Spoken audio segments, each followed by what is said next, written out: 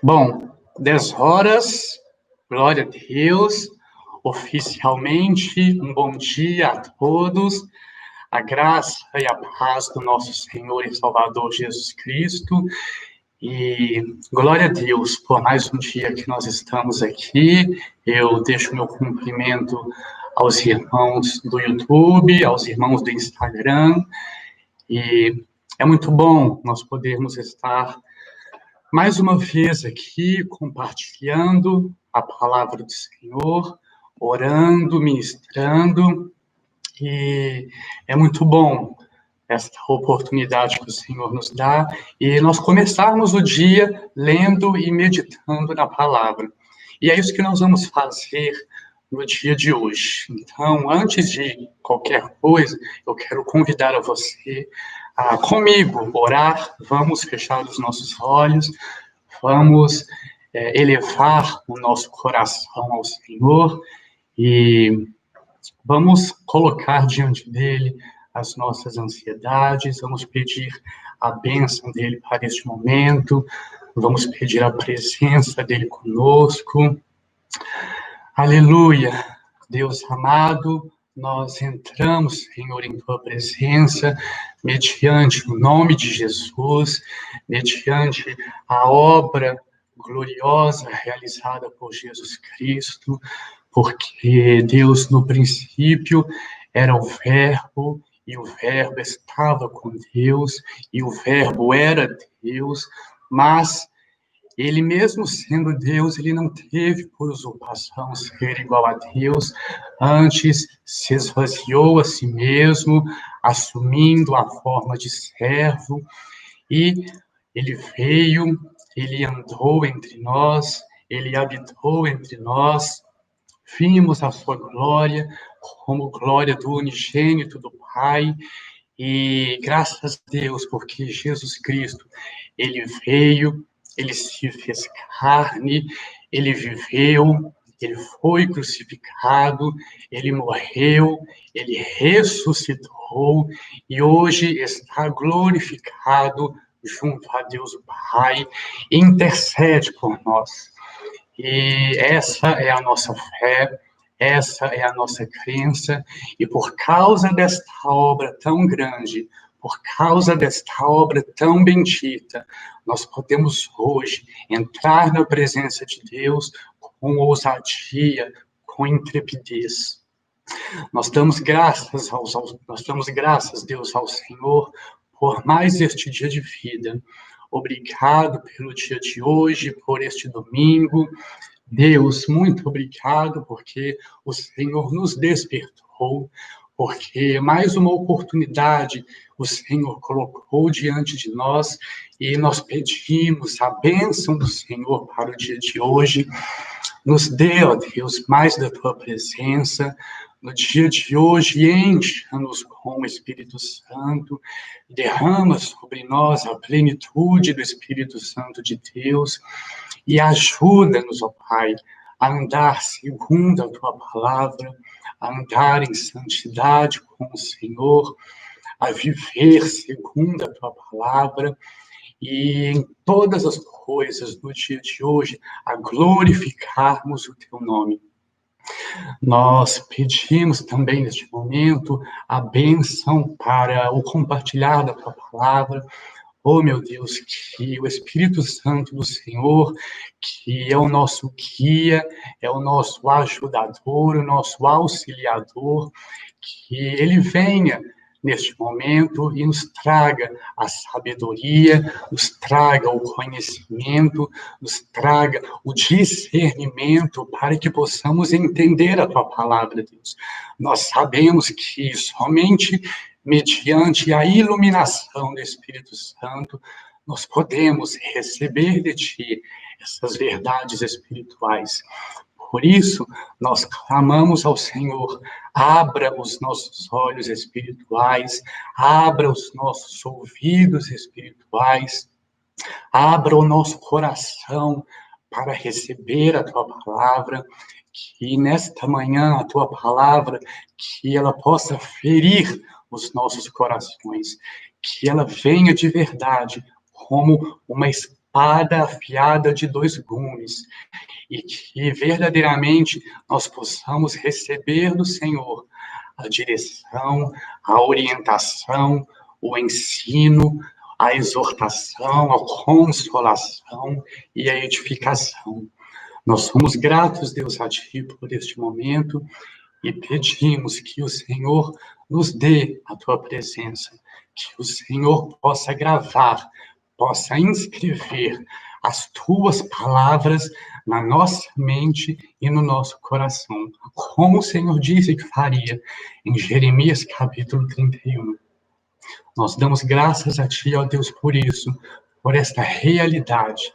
Em nome de Jesus Cristo. Amém. Irmãos, então vamos lá. Hoje eu quero combinar o seguinte com vocês. Eu vou trazer a exposição da palavra, a pregação, e eu vou pedir o seguinte, eu creio que ao final nós vamos ter um tempozinho, eu vou pedir aos irmãos que, quem tiver alguma dúvida no YouTube e no Instagram com relação à palavra, mande aí nos comentários que a minha assistente está aqui, ela vai anotar as dúvidas de vocês. Aqui no YouTube manda também, pode mandar que eu vou conseguir ver. Eu não vou conseguir ver no Instagram, mas a Ana Luísa vai anotar tudo. E aí eu vou responder ao final qualquer dúvida que tiver com relação à palavra. Ok? Glória a Deus. Então vamos lá, irmãos. Peguem aí as suas Bíblias. Vamos lá, vamos juntos ler a palavra do Senhor e vamos abrir no livro do profeta Daniel, no capítulo 4. Daniel, capítulo 4. Vamos lá. E aí, para quem tem alguma dificuldade em localizar os livros da Bíblia, Daniel está no Antigo Testamento, ele é depois de Ezequiel e antes de Oséias. Ok? Vamos lá, vou dar um tempinho para vocês. Livro do profeta Daniel, capítulo 4. E aí, Ana Luísa deu uma ideia. Quem achou, manda um ok aí, para a gente saber e iniciar a palavra. É muito importante, irmãos, que vocês leiam na Bíblia, viu? Não fiquem só ouvindo o que eu vou dizer aqui, não. Vamos acompanhar juntos na Bíblia. E aí, eu vou trazer essa palavra hoje sobre o capítulo 4, mas eu não vou trazer a contextualização do livro, porque já tem um vídeo no canal do YouTube, né? Quem está no Instagram acompanhando, depois, quando finalizar aqui essa live, vai no canal da igreja no YouTube, Comunidade Cristã Unção e Vida. Lá tem um vídeo também que eu fiz aqui, da exposição do capítulo 2 do livro de Daniel. Nessa exposição, eu trouxe toda a contextualização do livro. Quem que escreveu o livro, a época, por que o livro foi escrito, qual o conteúdo do livro. Eu trouxe todo esse contexto porque é importante que a gente entenda todas as informações que o livro nos traz, né? Não vamos ficar apenas com um versículo, com um capítulo, não, vamos conhecer o livro como um todo. Então, como nesse primeiro vídeo eu já trouxe essas informações, eu não vou repetir aqui novamente, eu já vou entrar direto no texto, ok? E aí, qualquer dúvida que porventura os irmãos tiverem com relação a essas informações introdutórias, vão nesse vídeo lá no YouTube, porque ele traz todas as informações que vocês precisam. E aí, durante a live, qualquer dúvida sobre a exposição da palavra que eu trouxer, podem colocar aí nos comentários, que ao final eu vou estar respondendo. Ok? Maravilha. João Batista, bom dia. Deus nos abençoe. Então, vamos lá? Daniel, capítulo 4. Diz assim: o rei Nabucodonosor, a todos os povos, nações e homens de todas as línguas que habitam em toda a terra. Paz vos sejam multiplicadas. Pareceu-me bem fazer conhecidos os sinais e maravilhas que Deus, o Altíssimo, tem feito para comigo. Quão grandes são os seus sinais e quão poderosas as suas maravilhas. O seu reino é reino sempre eterno e o seu domínio de geração em geração. Maravilha. Irmãos, nós vamos ler o capítulo todo, mas vamos de trechos em trechos para nós entendermos. A primeira coisa que é importante nós entendermos aqui, do livro de Daniel, especificamente do capítulo 4, é que todo esse capítulo, ele é um testemunho do próprio Nabucodonosor. Então, a gente vê que é um texto que está sendo escrito em primeira pessoa. E aí, lendo esses 3 primeiros versículos, a gente já consegue tirar algumas informações. A gente vê aqui que o Nabucodonosor, ele é o remetente desse documento, desse trecho, dessa carta, e aí, durante todo o capítulo, é ele narrando os sinais e maravilhas que Deus, o Altíssimo, tem feito para com ele. Então, aqui no capítulo 4, a gente vai ver o registro de toda a história. Nós vamos ver que todo esse registro foi feito depois dos eventos terem acontecido. Então, é importante a gente entender que, primeiro, Nabucodonosor viveu todas as coisas, e depois que ele viveu os eventos, os acontecimentos, ele escreveu um documento. E aí, esses eventos que nós veremos aqui no capítulo 4 são narrados de maneira detalhada por Nabucodonosor. O Dante mandou aqui no YouTube falando o seguinte: estou pela Taná. Taná é o Antigo Testamento hebraico dos judeus. Interessante, Dante, e para os irmãos também, esses 3 primeiros versículos na Taná, na Bíblia hebraica, na Bíblia dos judeus, eles fazem parte do capítulo 3. Eles não estão no capítulo 4. Então, os versículos 1, 2 e 3 do capítulo 4, na Taná, na Bíblia hebraica, eles são os versículos 31, 32 e 33 do capítulo 3. Ok? Uma informação aí para vocês. E aí, de uma maneira geral, a gente pode ver o seguinte, que o capítulo 4, né, eu dividi ele por sessões, e nós vamos estudar por sessões, e depois o conjunto inteiro. Nós podemos dividir o capítulo 4 da seguinte maneira: dos versos 1 a 3, nós temos a doxologia. O que é a doxologia? Nós falamos muito, né, sobre doxologia, lemos sobre isso na Bíblia, mas muitas vezes nós não temos o entendimento do que a palavra significa. Doxologia é uma palavra que vem do grego, de origem grega, que é a união de 2 palavrinhas. Doxa, que é glória, e logia, que vem da raiz logos, que é palavra. Então, é palavra de glória. A doxologia, ela é uma forma de louvor e de glorificação a Deus muito frequente, tanto no Antigo Testamento quanto no Novo. Os 3 primeiros versículos do capítulo 4 do livro de Daniel é uma doxologia. E aí nós temos um exemplo também de doxologia no Novo Testamento. Lá em Romanos, capítulo 11, os últimos versículos são também uma doxologia de Paulo. E nós encontramos em outros momentos também doxologias ao longo de toda a Bíblia. Então, do capítulo 1 ao 3 é uma doxologia, depois dos versos 4 ao 27, Nabucodonosor vai contar o sonho que ele teve, a interpretação e a advertência dadas por Daniel. Depois, nós vamos ver dos versos 28 a 33, que vão relatar a concretização do sonho, e, por fim, os versos 34 a 37, onde nós veremos Nabucodonosor reconhecendo a grandeza de Deus. Ok? Maravilha. Heber, bom dia. Vamos, então, continuar no nosso texto. Nós lemos, então, do 1 ao 3. Então, nós entendemos que Nabucodonosor, ele escreveu um documento, esse documento foi dirigido a todos os moradores da terra, como consta no verso 1, e possui um propósito, que é qual? Fazer conhecidos os sinais e maravilhas que Deus, o Altíssimo, fez para com ele. Isso está no verso 2.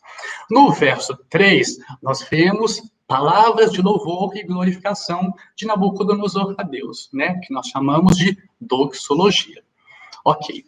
Agora vamos para o verso 4 e nós vamos ler até onde eu parar. Eu, Nabucodonosor, estava tranquilo em minha casa e feliz no meu palácio.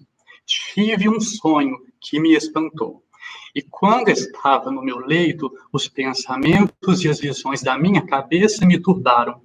Por isso, expedi um decreto pelo qual fossem introduzidos à minha presença todos os sábios da Babilônia, para que me fizessem saber a interpretação do sonho. Então entraram os magos, os encantadores, os caldeus, os feiticeiros, e lhes contei o sonho, mas não me fizeram a saber a sua interpretação. Por fim, se me apresentou Daniel, cujo nome é Beltesazar, segundo o nome do meu Deus, e no qual há o espírito dos deuses santos. E eu lhe contei o sonho, dizendo: Beltesazar, chefe dos magos, eu sei que há em ti o espírito dos deuses santos, e nenhum mistério te é difícil. Eis as visões do sonho que eu tive. Dize-me a sua interpretação. Ok, vamos parar aqui no 9. A primeira coisa que a gente percebe no verso 4 era que Nabucodonosor estava tranquilo e feliz. E aí, muito provavelmente, esses acontecimentos, esses eventos do capítulo 4, eles ocorreram perto do fim do reinado de Nabucodonosor, quando ele já tinha alcançado a sua plenitude, a sua grandeza, já havia feito o seu nome famoso, o seu nome conhecido em toda a terra. E aí, a gente vê que, no verso 5, ele entra dizendo: tive um sonho que me espantou. E aí é interessante nós observarmos que, de maneira semelhante ao que ocorreu com ele no capítulo 2, onde ele também teve um sonho que o espantou, aqui no capítulo 4, isso se repete. Ele tem um novo sonho, e esse outro sonho novamente o deixa espantado, o deixa abismado. E aí, semelhante ao que ele fez na outra ocasião, ele manda chamar os magos, os encantadores, os feiticeiros, e lhes conta o sonho. Dessa vez é um pouco diferente, né? Da outra vez, ele queria que os magos, os feiticeiros, que eles descobrissem qual o sonho, também dessem a interpretação. Agora, no capítulo 4, ele já conta direto o sonho e pede apenas a interpretação para eles. E aí, a gente vê o seguinte, que ele fez o quê? Ele expediu esse decreto, onde ele ordenou que fossem levados à presença dele os sábios da Babilônia para que tentassem dar a ele a interpretação. Entretanto, como a gente viu, nenhum sábio, nenhum mago, nenhum feiticeiro conseguiu dar a interpretação do sonho. E aí foi chamado Daniel. Como da outra vez, Daniel foi o único que conseguiu interpretar o sonho, dessa vez, novamente, ele é o único que vai conseguir interpretar o sonho de Nabucodonosor. E aí, como Nabucodonosor já teve a experiência anterior com Daniel, onde foi positiva, dessa vez ele mandou novamente chamar Daniel, crendo que, porque ele via, né, Nabucodonosor de em ti há o espírito dos deuses santos, porque ele via algo diferente em Daniel, porque ele via que na vida de Daniel existia um poder, ele manda chamar Daniel para interpretar novamente o sonho dele. Beleza, vamos seguir para o verso 10. Verso 10 diz assim: eram assim as visões da minha cabeça quando eu estava no meu leito. Eu estava olhando e vi uma árvore no meio da terra, cuja altura era grande. Crescia a árvore e se tornava forte, de maneira que a sua altura chegava até o céu, e era vista até os confins da terra. A sua folhagem era formosa e o seu fruto abundante, e havia nela o sustento para todos.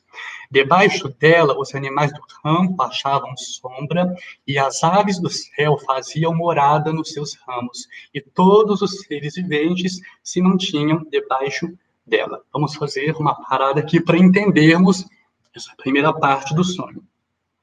Nabucodonosor chamou Daniel, Daniel se apresentou diante dele e Nabucodonosor lhe contou o sonho, que é o que nós lemos aqui dos versos 10 ao 12. A primeira parte desse sonho de Nabucodonosor é uma grande árvore viçosa. Ele vê uma árvore grandiosa e viçosa, uma árvore bonita, uma árvore que você olha para ela assim e você vê uma beleza assim, sabe? Dá gosto de olhar para a árvore. Ela era verde, com muitas folhas. E aí, segundo o relato de Nabucodonosor, essa árvore, ela enchia a terra, as suas folhas eram bonitas, os seus galhos proporcionavam sombra para os animais e abrigo para as aves. Os frutos, eles eram suficientes para proporcionar sustento para todos. Então, primeiro entendimento, primeira parte do sonho, uma árvore grande e viçosa, e essa árvore, ela provia sustento para todos os animais, para as aves, para todos. Vamos seguir, verso 13.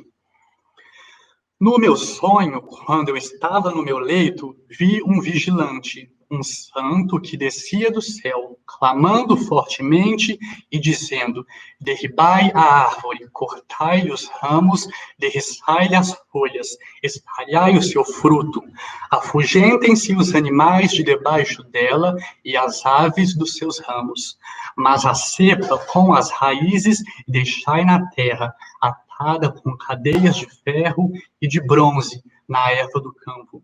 Seja ela molhada do orvalho do céu, e a sua porção seja com os animais a erva da terra. Mude-se-lhe o coração, para que não seja mais coração de homem, e lhe seja dado coração de animal. E passem sobre ela sete tempos. Esta sentença é por decreto dos vigilantes, e esta ordem por mandado dos santos, a fim de que conheçam os viventes que o Altíssimo tem domínio sobre o reino dos homens, e o dá a quem quer, e até ao mais humilde dos homens constitui sobre eles. Isto vi eu, rei Nabucodonosor, em sonhos. Tu, pois, ó Beltesazar, que é Daniel, dize a interpretação, porquanto todos os sábios do meu reino não me puderam fazer saber a interpretação, mas tu podes, pois há em ti o Espírito dos deuses santos. Vamos fazer mais uma parada aqui, irmãos. Nós vimos aqui a segunda parte do sonho. A primeira era de uma grande árvore. Aqui a gente já vê o que acontece com essa árvore. Nessa segunda parte, nós vemos o aparecimento de um ser que Nabucodonosor chama de vigilante, um santo, entre aspas. Esse vigilante, provavelmente, é um anjo, porque, primeira coisa, ele desce do céu. Então, era um ser celestial, era um espírito celestial que desceu do céu. E ele não desceu do céu à toa, ele não desceu do céu para passear. Ele tinha um propósito. E qual que era esse propósito? Ele trazia o anúncio do que aconteceria à árvore, que é o que nós vemos na sequência. E aí, é interessante a gente observar que parte da interpretação e do propósito do sonho estão nesse anúncio. Então, dessa vez, Daniel não teve muita dificuldade para poder dar a interpretação, porque o próprio anúncio dado pelo anjo já dizia o que aconteceria com a árvore. Que era o quê? A majestosa árvore vista por Nabucodonosor, ela é reduzida a um toco. Aqui diz no verso 15, que era uma cepa, né? Uma cepa é um toco. O toco da árvore. A árvore foi cortada, só sobrou o toco com as raízes no chão. Ela foi reduzida a um toco e, dessa maneira, ela se tornou incapaz de dar suporte aos que antes dependiam dela. Então, o que a gente vê é o seguinte: durante a árvore grande e viçosa, ela tinha provimento, ela tinha suprimento para todos da terra, para as aves, para os animais. Ela era vista de longe por todos, mas após aparecer o vigilante, a árvore foi cortada e, sendo cortada, ela perdeu o seu poder, ela perdeu a sua glória. Aqui no verso 17, traz uma informação importante para nós. A gente consegue tirar muitas coisas somente desse verso. Ele diz assim: esta sentença é por decreto dos vigilantes, e esta ordem por mandado dos santos, a fim de que conheçam os viventes que o Altíssimo tem domínio sobre o reino dos homens, e o dá a quem quer, e até ao mais humilde dos homens constitui sobre eles. A gente pode tirar 3 informações importantes aqui do verso 17. Primeira coisa, o vigilante que desceu do céu, o anjo, ele trouxe um anúncio. E esse anúncio era uma sentença, ou seja, uma decisão que foi tomada. Segunda coisa, esta sentença, ela faz parte de um decreto. A sentença veio porque antes foi expedido um decreto. E aí, vamos entender o que é um decreto. É uma ordem vinda de uma autoridade superior que determina o cumprimento da sentença. Então, uma autoridade superior deu um decreto, deu uma ordem, e junto com essa ordem veio a sentença, veio a decisão do que aconteceria.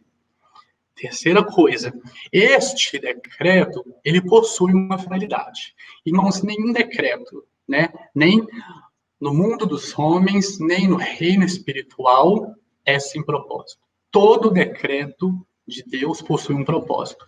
Neste caso aqui, do sonho de Nabucodonosor, a finalidade do decreto e da sentença que vinha pelo decreto era o que está aqui no verso 17, a fim de que conheçam os viventes que o Altíssimo tem domínio sobre o reino dos homens e o dá a quem quer. Então, o propósito de tudo isso, da sentença proferida, do anúncio proferido pelo anjo, era o quê? Proclamar aos viventes de toda a terra que o Altíssimo domina sobre o reino dos homens e o dá a quem quer. Ok, irmãos, tendo esse entendimento, nós vamos seguir agora a partir do verso 19. Então, Nabucodonosor contou todo o sonho para Daniel e pediu: Daniel, Beltesazar, me dê a interpretação do sonho, porque em ti há um poder, em ti há uma sabedoria, e você vai conseguir me trazer esse entendimento. Verso 19. Então, Daniel, cujo nome era Beltesazar, esteve atônito por algum tempo, e os seus pensamentos o turbavam. Então lhe falou o rei e disse: Beltesazar, não te perturbe o sonho, nem a sua interpretação. Respondeu Beltesazar e disse: Senhor meu, o sonho seja contra os que te têm ódio, e a sua interpretação para os teus inimigos. E aí Daniel começa a dar interpretação, no verso 20. A árvore que viste, que cresceu e se tornou forte, cuja altura chegou até ao céu, e que foi vista por toda a terra, cuja folhagem era formosa, e o fruto abundante, e em que para todos havia sustento, debaixo da qual os animais do campo achavam sombra, e em cujos ramos as aves do céu faziam morada, és tu, ó rei, que cresceste e vieste a ser forte. A tua grandeza cresceu e chega até o céu, e o teu domínio até a extremidade da terra. Vamos fazer uma parada aqui. Então, Daniel começa a dar interpretação. Ele dá a interpretação para a primeira parte do sonho, que é árvore. O que essa árvore significa? Aí ele diz, esta árvore é tu, ó rei. Ele identifica a árvore com Nabucodonosor. E ele usa, né, uma linguagem hiperbólica, né, uma linguagem assim exagerada para descrever a grandeza do reinado de Nabucodonosor. Ele fala que, no verso 22, és tu, ó rei, que cresceste e vieste a ser forte, a tua grandeza cresceu e chega até o céu, e o teu domínio até a extremidade da terra.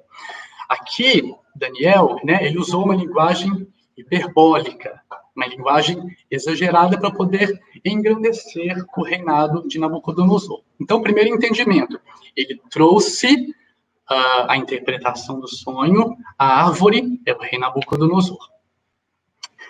E aí, nós vamos seguir para os demais versículos. Lemos aqui até o 23 o entendimento da primeira parte. Vamos agora seguir no 23. Quanto ao que viu o rei, um vigilante, um santo que descia do céu e que dizia, cortai a árvore e destruía, mas a cepa com as raízes deixai na terra, atada com cadeias de ferro e de bronze, na erva do campo, seja ela molhada do orvalho do céu, e a sua porção seja com os animais do campo, até que passem sobre ela 7 tempos. Esta é a interpretação, ó rei. Este é o decreto do Altíssimo, que virá contra o rei, meu senhor. Serás expulso de entre os homens, e a tua morada será com os animais do campo. E dar-te-ão a comer erva como aos bois, e serás molhado do orvalho do céu. E passar-se-ão 7 tempos por cima de ti, até que conheças que o Altíssimo tem domínio sobre o reino dos homens, e o dá a quem quer. Quanto ao que foi dito, que se deixasse a cepa da árvore com as suas raízes, o teu reino tornará a ser teu, depois que tiveres conhecido que o céu domina. Vamos fazer novamente uma parada aqui. Na primeira parte, Daniel trouxe a interpretação do que era a árvore, aí agora, na sequência, a partir do verso 23, ele dá o entendimento do anúncio que o vigilante faz. Ele diz o seguinte, né? Ele identifica a derrubada da árvore e o toco remanescente representavam o intento de Deus em trazer este juízo sobre Nabucodonosor durante um tempo determinado, 7 tempos. E aí, provavelmente, esses 7 tempos são 7 anos. E aí, durante este período, Nabucodonosor perderia o juízo e ele se comportaria como uma vaca. E aí essa condição ela é identificada como boantropia. Após esses 7 anos, esses 7 tempos, Nabucodonosor recobraria o juízo e seria restabelecido a posição de rei. Porém, apenas depois de se cumprir o propósito. Qual que era o propósito do anúncio? Conhecer que o céu domina. Irmãos, deixa eu fazer uma parada aqui. Algumas pessoas no YouTube estão falando aqui que está travando demais. Deixa eu dar uma olhada aqui. Bom, aqui para mim, pessoal, a conexão, né, eu estou aqui via notebook no YouTube e no celular no Instagram. Para mim aqui a conexão está ok. Para mim não está travando. Então, quem está assistindo, verifique se a sua conexão, né, se a sua rede, se o seu sinal de internet, se está beleza, se está ok. No Instagram, né, se alguém tiver no Instagram e também tiver com esse problema, deixa aqui para nós. Né? Se não tiver, é só dizer, não, está tranquilo, está tudo certo. E aí, eu recomendo aos irmãos que estão no YouTube, quem puder ir para o Instagram da igreja, essa transmissão também está sendo feita ao vivo lá no nosso Instagram, lá no perfil @unção e vida. Então, quem estiver no YouTube e puder migrar para o Instagram, vá para lá, porque aparentemente lá está tudo ok. Até agora no Instagram não teve nenhuma reclamação de de travamento, não. O pessoal tá falando que quem tá travando no YouTube para ir pro Instagram. O pessoal lá do Instagram também tá dando a dica. Migrem para lá. Quem tiver perfil no Instagram, assista essa transmissão pelo Instagram, que é melhor, tá? Aqui para mim, tá tudo certo, o Dante colocou, limpe, né? Ele colocou aqui a dica. Quem tiver com o celular travando, limpe o histórico e delete arquivos de imagem. Pois é, irmãos, talvez o celular de quem está assistindo esteja, né, muito carregado, esteja com a memória excedida, e aí o vídeo vai travar mesmo. Por quê? Para que esse vídeo seja transmitido, é necessário que haja memória no seu celular. E aí, se porventura tiver alguma coisa no histórico, no cache, que impede essa transmissão de fluir, vai travar mesmo. Beleza? Eu vou seguir aqui. Então, Daniel trouxe, até agora a gente leu até o versículo 26. Daniel trouxe a interpretação da primeira parte do sonho, o que era a árvore, era Nabucodonosor, e o reino dele, o reino que ele construiu, e depois ele trouxe o anúncio, a interpretação desse anúncio, que ele indicou que a derrubada da árvore, se tornando um toco, ainda com raízes, era a intenção de Deus em trazer juízo sobre Nabucodonosor durante um tempo determinado, 7 anos. E aí, qual o propósito disso? Qual o propósito dessa sentença? Qual o propósito desse decreto? Está no verso 26. Conhecer que o céu domina. Então, Nabucodonosor passaria por todas essas coisas para que ele reconhecesse a grandeza de Deus. Vamos seguir agora. Verso 27. Diz assim: portanto, ó rei, aceita o meu conselho e põe termo pela justiça em teus pecados e em tuas iniquidades, usando de misericórdia para com os pobres, e talvez se prolongue a tua tranquilidade. Vamos fazer uma parada aqui no verso 27. Daniel, além de dar a interpretação do sonho, ele também deu um conselho ao rei. Ele sabia que todas essas coisas aconteceriam, mas ele falou: se arrependa dos seus pecados, das suas iniquidades, tenha misericórdia dos pobres, talvez se prolongue a tua tranquilidade. Ou seja, Daniel trouxe um conselho ao rei. Ele não só interpretou, ele trouxe também um conselho. E aí, por que ele menciona aqui, né, sobre se arrepender dos pecados, ter misericórdia dos pobres? Talvez o reinado de Nabucodonosor, até esse momento, não estivesse sendo justo. Por ele mencionar, né, que o rei use de misericórdia com os pobres, talvez houvesse essa falha diante de Deus. Ele, como um rei, como um governante, ele não estava sendo justo. Ele não estava sendo igualitário com todos do seu reino. Verso 28. Todas estas coisas sobrevieram ao rei Nabucodonosor. Ao cabo de 12 meses, passeando sobre o palácio real da cidade de Babilônia, falou o rei e disse: não é esta a grande Babilônia que eu edifiquei para a casa real, com o meu grandioso poder e para a glória da minha majestade? Falava ainda o rei quando desceu uma voz do céu: a ti se diz, ó rei Nabucodonosor, já passou de ti o reino. Serás expulso de entre os homens, e a tua morada será com os animais do campo. Far-te-ão comer ervas como os bois. Passar-se-ão 7 tempos por cima de ti, até que aprendas que o Altíssimo tem domínio sobre o reino dos homens e o dá a quem quer. No mesmo instante se cumpriu a palavra sobre Nabucodonosor, e foi expulso de entre os homens e passou a comer erva com os bois. O seu corpo foi molhado do orvalho do céu, até que lhe cresceram os cabelos como as penas da águia, e as suas unhas como as das aves do céu. Mais uma parada aqui, irmãos. Primeiro entendimento que nós devemos ter é: tão certo quanto a palavra que foi expedida da boca de Deus é o seu cumprimento. A palavra que foi dita, ela vai se cumprir. Cada detalhe do sonho simbólico que Nabucodonosor teve se tornou realidade na insanidade dele. No exato momento em que Nabucodonosor estava se orgulhando de suas conquistas, de suas realizações, Deus fez o quê? Removeu dele o reinado. E isso só aconteceu porque Deus é o Senhor Altíssimo e soberano sobre o reino dos homens.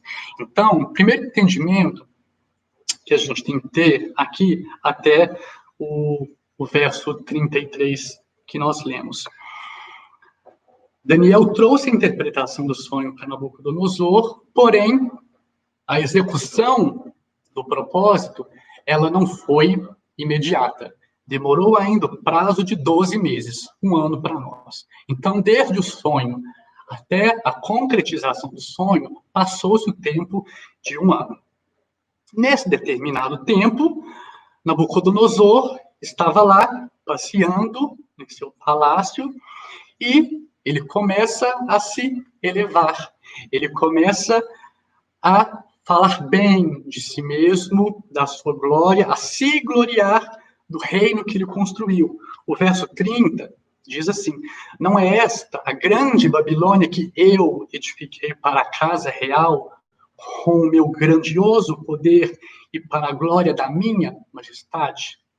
Então a gente vê aqui uma atitude orgulhosa em Nabucodonosor, uma atitude soberba dele. Aos olhos de Nabucodonosor, todo aquele reino, toda aquela glória, veio por esforço dele mesmo. Veio porque ele foi, porque ele era o bonzão, porque ele era o forte, porque ele era destemido. E aí, por causa de tudo isso, por causa desse pensamento dele sobre si, ele conquistou o reino. Mas aí, no exato momento em que ele se gloriava dessas coisas, veio uma voz do céu e falou com ele: a ti se diz, ó rei Nabucodonosor, já passou de ti o reino. A sentença era essa. A voz do céu disse: já passou de ti o reino. Você não será mais rei. Serás expulso de entre os homens, e a tua morada será com os animais do campo. Far-te-ão comer ervas como os bois, passar-se-ão 7 tempos por cima de ti, 7 anos, até que, olha o propósito de tudo isso, até que aprendas que o Altíssimo tem domínio sobre o reino dos homens e o dá a quem quer. Ok, vamos seguir agora. Vamos lá. Verso 34. Mas, no fim daqueles dias, eu, Nabucodonosor, levantei os olhos ao céu e tornou-me a vir o entendimento. E eu bendisse o Altíssimo e louvei, e glorifiquei ao que vive para sempre, cujo domínio é sempre eterno e cujo reino é de geração em geração. Todos os moradores da terra são por ele reputados em nada, e segundo a sua vontade, ele opera com o exército do céu. E os moradores da terra, não há quem lhe possa deter a mão, nem lhe dizer: o que fazes? Tão logo me tornou a vir o entendimento, também para a dignidade do meu reino, tornou-me a vir a minha majestade e o meu resplendor. Buscaram-me os meus conselheiros e os meus grandes. Fui restabelecido no meu reino, e a mim se me ajuntou extraordinária grandeza. Agora, pois, eu, Nabucodonosor, louvo, exalço e glorifico ao Rei do céu, porque todas as suas obras são verdadeiras e os seus caminhos justos, e pode humilhar aos que andam na soberba. Vamos tirar para nós aqui alguns pontos importantes, o que nós aprendemos com todo esse capítulo 4. Primeira coisa, o orgulho é uma atitude que Deus abomina e pune. E a gente vê essa verdade lá em Provérbios 16, verso 5, diz isso. Depois os irmãos confiram. A humilhação de Nabucodonosor foi a forma que Deus usou para mostrá-lo isso, de que Deus abomina a soberba, Deus abomina o orgulho e ele pune aqueles que agem assim. Segunda coisa, o orgulho manifestado por Nabucodonosor é um mal comum a todos aqueles que não têm temor a Deus em seus corações. E isso é muito comum nós vermos em pessoas cujos corações não estão em Deus, cujos corações não estão entregues ao Senhor. Nós podemos também ver essa realidade em Provérbios 8, verso 13. Depois os irmãos também leiam, por favor. Outra coisa que nós aprendemos, Nabucodonosor, ele precisava da graça de Deus. Sem essa intervenção divina para mudar o seu coração, o tempo próspero do rei o levaria a uma eternidade trágica. Por mais que Nabucodonosor tivesse grandeza, tivesse majestade, tivesse o domínio do reino dos homens, eternamente ele não tinha nada, porque ele estava ausente à presença de Deus, porque ele não tinha comunhão com o Senhor, ele estava alheio à presença de Deus. E mais importa ter bens espirituais, ter bens na glória, do que bens deste mundo. Esta é uma das lições. A sentença decretada por Deus, ela alcançou o seu objetivo, que foi qual? Nabucodonosor reconheceu a soberania de Deus. Foi o que nós lemos aqui nos últimos versos, do 34 ao 37. E é importante nós entendermos, irmãos, toda essa história que aconteceu, né? A gente já está aqui chegando próximo do final dessa palavra. E aí, após ler o capítulo 4, alguém pode questionar: mas Bernard, por que Deus teve que agir assim com Nabucodonosor? Por que precisou que ele fosse humilhado desse jeito, ser transformado como uma vaca, como um ruminante? Tadinho dele, é muita humilhação. Meu irmão, a sua resposta, ela está nos versos 35 e 37, onde diz assim: todos os moradores da terra são por ele, Deus, reputados em nada, e segundo a sua vontade, ele opera com o exército do céu e os moradores da terra. Não há quem possa deter a mão, nem dizer: que fazes? E o 37 diz: agora, pois eu, Nabucodonosor, louvo, exalto e glorifico ao Rei do céu, porque todas as suas obras são justas, são verdadeiras, seus caminhos justos, e pode humilhar aos que andam na soberba. Irmãos, entendam uma coisa: nada que Deus faz é por puro capricho, é por eu estou com vontade, vou fazer. É sem propósito. Não. Todos os decretos de Deus possuem um único objetivo: se manifestar, e que essa manifestação traga glória ao seu nome. E aí alguém pode também perguntar: então, Bernard, qual deve ser a nossa atitude?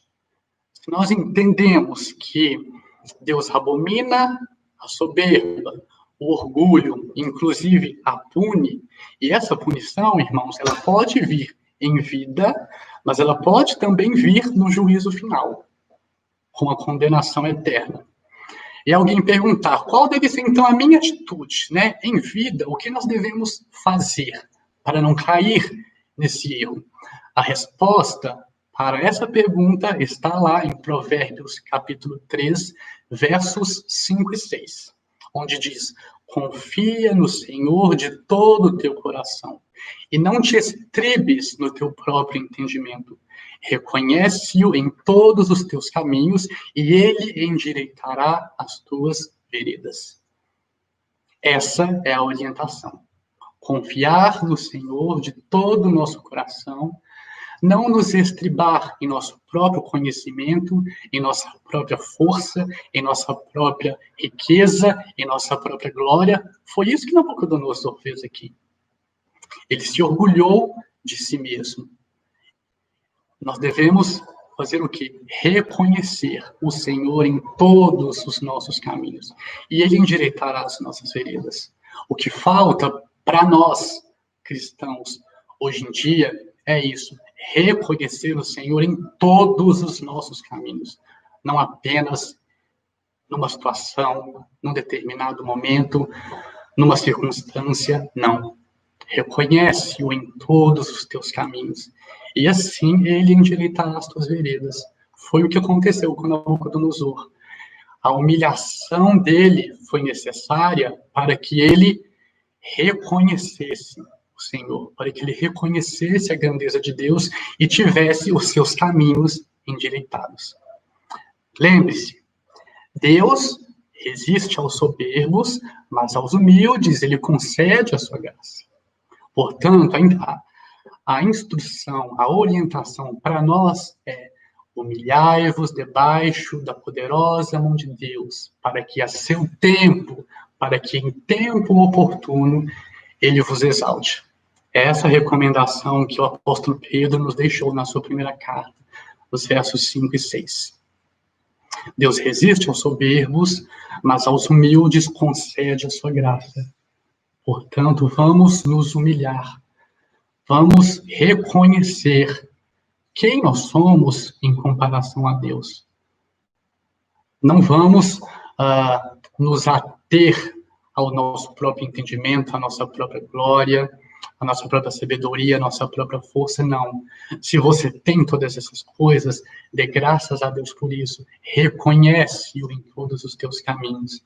E assim o Senhor endireitará as tuas veredas, assim o Senhor endireitará a sua vida. Para Nabucodonosor foi necessário que ele vivesse essa experiência, para que o coração dele fosse transformado por Deus. E que nós possamos ter também essa atitude. Vamos nos humilhar debaixo da mão de Deus. Vamos reconhecer o Senhor em todos os nossos caminhos. Amém, irmãos? Maravilha. Vamos ver aqui. Alguma dúvida? Beleza. Aqui também no YouTube ninguém mandou nada. Maravilha, irmãos. Olha, foi essa a palavra de hoje. Eu espero que o Senhor tenha falado ao seu coração. E a minha oração é que o Senhor possa, de fato, confirmar este ensinamento em nossas vidas. E que esse ensinamento nos torne mais humildes na presença do Senhor. Que nós possamos, de fato, reconhecer que o homem age, o homem faz planos, mas a resposta vem da boca do Senhor. Provérbios 16:1. E ainda nesse Deus provérbio, irmãos, eu gosto muito do Provérbios 16, porque ele traz muitas verdades lindas, interessantes para nós. No verso 9, ele diz também: o homem faz planos, mas o Senhor lhe dirige os passos. É Deus quem conduz todas as coisas aqui no mundo dos homens. Tudo que acontece em nosso mundo é por determinação de Deus, é por decreto de Deus. E as coisas que acontecem possuem um propósito. Para que os viventes, para que nós, seres humanos, reconheçamos que o Altíssimo é o Senhor, que Deus é todo-poderoso, que Ele é soberano e que Ele domina sobre o reino dos homens, sobre as nossas vidas. Então é isso, irmãos. Eu agradeço a quem esteve aqui comigo. Eu desejo um domingo abençoado a todos vocês. Que Deus abençoe. Este é o dia do Senhor, então vamos nos consagrar a Ele neste dia, vamos buscar a Ele neste dia. Nós tivemos um momento de palavra agora pela manhã, então vamos usar o restante deste dia para meditar nesta palavra. Vamos meditar de que maneira nós precisamos ser transformados, de que maneira a nossa realidade interior precisa ser ajustada com a realidade de Deus. Vamos orar e clamar ao Senhor que Ele alinhe o nosso coração com o coração dEle. Que Ele possa alinhar a nossa mente com a mente dEle. Amém?